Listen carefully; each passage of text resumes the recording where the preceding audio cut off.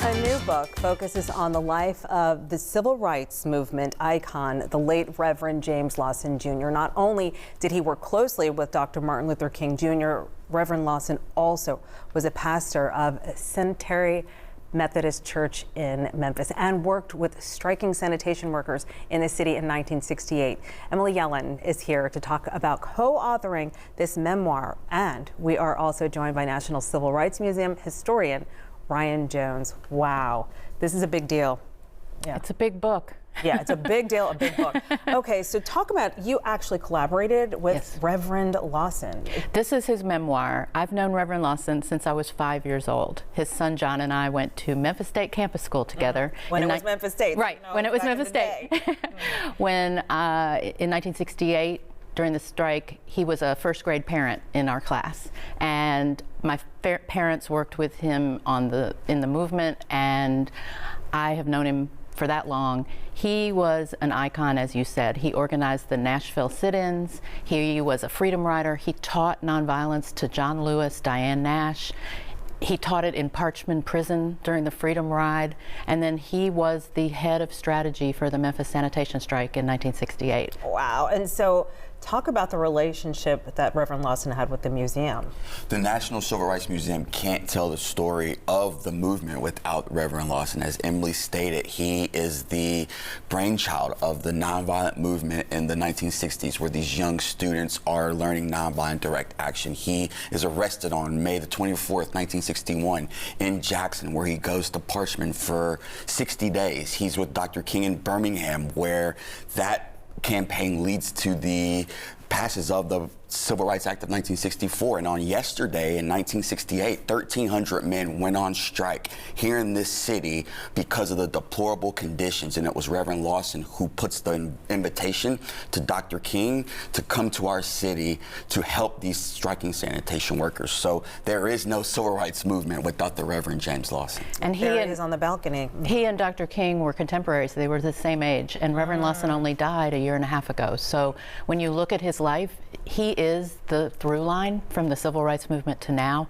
And when he was, the day before he died, he was watching what was happening, and he told his son from his bed, he said, "I have to get out, I have to start organizing a new student movement in America."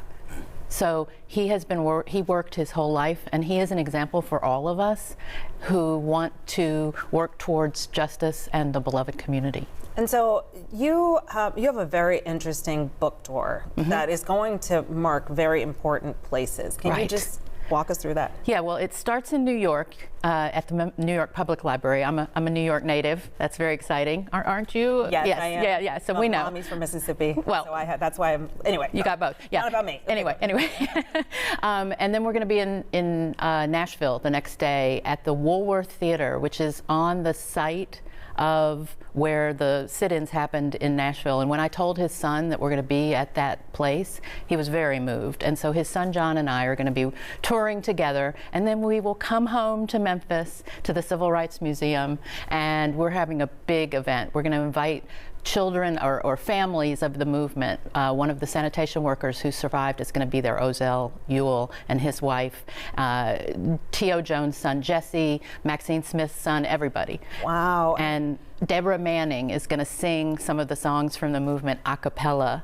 So, yeah. Yeah, it will be epic. And the Memphis Jazz Workshop. I need to mention them too. Yeah, and so Ryan, you, the museum collaborated with Reverend Lawson in later years. Can you just tell us about that? Yeah, just getting the opportunity to have him in our space, and just to think to walk through the walls of the National Civil Rights Museum with him as a student of history, getting to pick his brain and to understand really the humanizing moments of this movement. We think we know everything about it, but there's something very powerful about collecting those oral histories. And so a book like this one, for someone like me and peers of mine, this is going to be something that will remain. It should be in every library on the entire planet. It's really going to be every home. Wow. It's going to be really one of those. Yeah, you're like, hello, every home. It's going to be really one of those essential books, and so having him and his support of the museum and our mission, it's something that truly that we can't wait to put out there.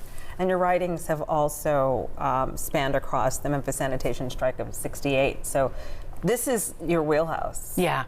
In 2018, I produced a 10-part series for The Root called 1300 Men, and I interviewed sanitation workers from back in the day, and I interviewed Reverend Lawson. That's where we reconnected. Wow. And during the pandemic, I thought, what are we going to do? And I was talking to him, and I said, have you ever thought about writing your memoir? And that's how it started. Oh my goodness. And he agreed, and we talked every week, a couple of times a week during the pandemic. And that's how it started. And we've been working together for 4 years until he died. And then another year I worked with his sons, and we produced this book, which is definitely an act of love. And Ryan, I got to wrap, but I do want to know, as an historian, what do you hope that people take from his story?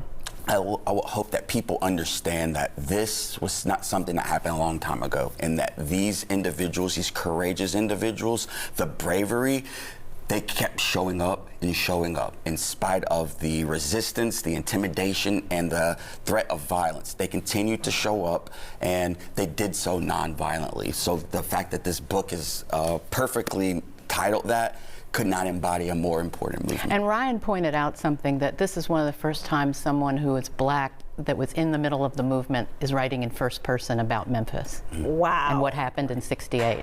Okay, well, we'll all be there February 20th. Thank you so much, Emily and Ryan, and congratulations. Thank you, Kanji. And a special book launch for Memphis is scheduled, as I mentioned, for next Thursday, February 20th. The conversation with John Lawson, Reverend James Lawson Jr.'s son, and co-author Emily Yellen will take place at the National Civil Rights Museum. This event begins 6 p.m., and you can register for free on the website there that you see.